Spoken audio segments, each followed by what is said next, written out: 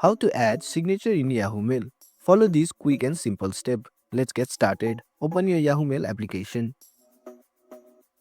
Tap onto your profile icon, which is located at top left corner. In the pop-up, select Settings. In Settings, you have to scroll down and select Signatures.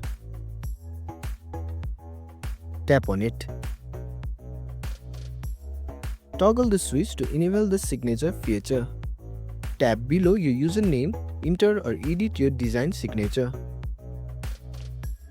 And that's it. Now you know how to add signature in Yahoo Mail. Thanks for watching. If you found this helpful, give it a thumbs up and consider subscribing for more tutorials. Drop a comment if you have question or suggestion for future videos. And don't forget to check out our playlist. See you in the next one.